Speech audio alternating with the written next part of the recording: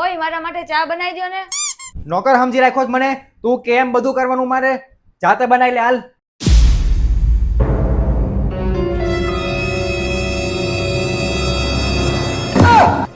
તને એમ હતું ને કે હું આવું કહીશ? કેવી લાગી મારી એક્ટિંગ?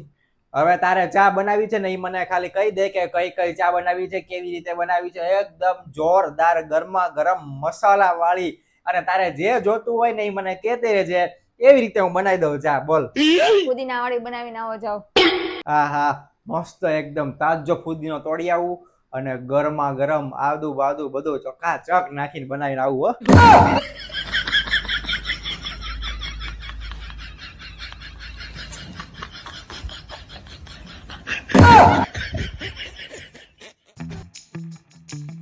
સાંભળો, હા, હું બાજુમાં જાઉં છું. આપણું જે મિક્સચર છે ને એનો જે નાનો જાર છે ને એ બગડી ગયો છે, તો હું બાજુમાંથી લઈ આવું. પણ બાજુવાળી તો એના છોકરાને ટ્યુશનમાં મૂકવા ગઈ હશે ને? તો સંગીતાને ત્યાંથી લઈ આવું. અરે તું ભૂલી ગઈ લાગે છો. સંગીતાએ તો મહિનાથી તો કોમ્પ્યુટર ક્લાસ જોઈન કર્યા છે, તો આ ટાઈમે એ કોમ્પ્યુટર ક્લાસમાં જાય છે. વાંધો નહીં, તો સરલાને ત્યાંથી લઈ આવું છું. અરે બસ ને, સરલા એ હમણાં જ તે હજી ડાન્સ ક્લાસ જોઈન કર્યા છે. મને આ રસ્તામાં મળી હતી ત્યારે જ મને કહેતી હતી, મને કે હવે તો હું ડાન્સ શીખવા જાઉં છું એમ. બહુ બધી વાત કરી.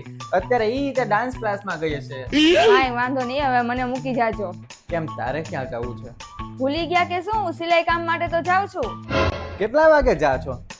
બધાની તારીખ અને સમય યાદ છે ને મને એમ પૂછો છો કેટલા વાગે? હા, ગામની બાયુની તમને ખબર છે. ઓલી બાજુવાળીના છોકરાને ટ્યુશન મૂકવા ગઈ, સંગીતા કોમ્પ્યુટર ક્લાસમાં ગઈ, સરલા ડાન્સ શીખવા ગઈ. બધાનું તારીખ અને સમય ખબર છે, પણ હું સિલાઈ કામ શીખવા જાઉં છું ઈ તમને નથી ખબર. બોલો કેટલા વાગે જાઉં છું?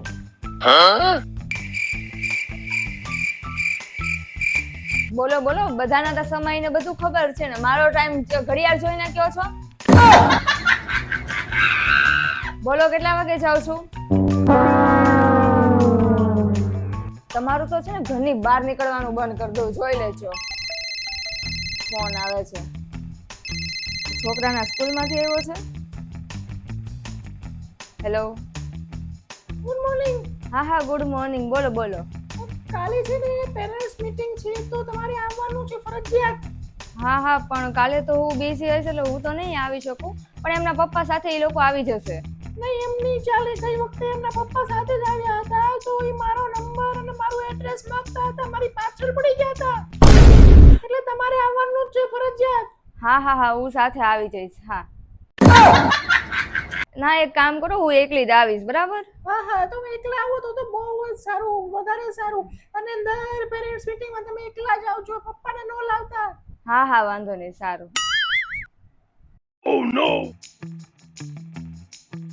તમે મને કીધું નહીં કે તમે ટીચરનો એડ્રેસ અને ફોન નંબર એ લાવ્યા છો?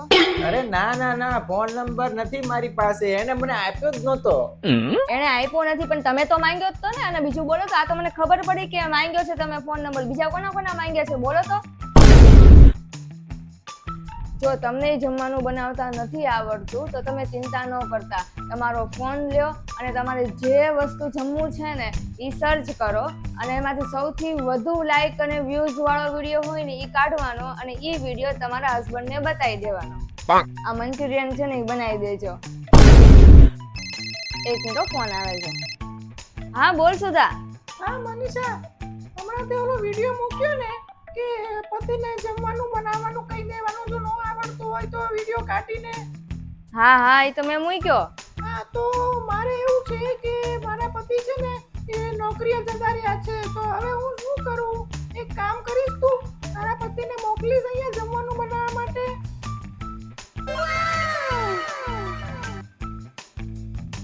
તું ફોન રાખતો તને પછી હું ફોન કરું. અને તમે ક્યાં જાઓ છો? હાલતા છે બીજાને ત્યાં જમવાનું બનાવવાના. છાના મના બેઠો ને કામ કરો તમારું જે કીધું છે ઈ. તો બીજી બાયુના ફોન આવે ને તરત દોડવા લાગે. આખા ગામની પંચાયત હોય તમને, પણ પોતાના ઘરમાં કામ નથી કરવું ને પોતાની બાયુ શું કરે ને એને જ ધ્યાન રાખવું. અને એ બધું છોડો અને મને એમ કહો કે તમારે લગ્ન પહેલા જીવન સારું હતું કે લગ્ન પછી? અરે લગ્ન પહેલા એ કઈ જીવન હતું? સવારે મોડું ઉઠવાનું, આખો દિવસ રખડા કરવાનું, કાંઈ કામ ધંધો કરવાનો નહીં અને રાત્રે મોડું હુવાનું. આવું કાંઈ જીવન કહેવાય? સાચું જીવન તો આ છે. સવારે જો વહેલા ઉઠી જવું પડે, પછી નોકરીએ ટાઈમ ટુ ટાઈમ જવું પડે, પછી નોકરીએથી આવીએ એટલે ઘરના બીજા બધા કામ કરવા પડે અને પછી શાંતિથી વહેલા હોઈ જવાનું રાતે. સારું, તો હવે આ મંચુરિયન કીધું છે ને એ બનાવી નાખો અને પછી વાસણ ઉટકી નાખજો ને કચરા પોતા કરી નાખજો, હે ને?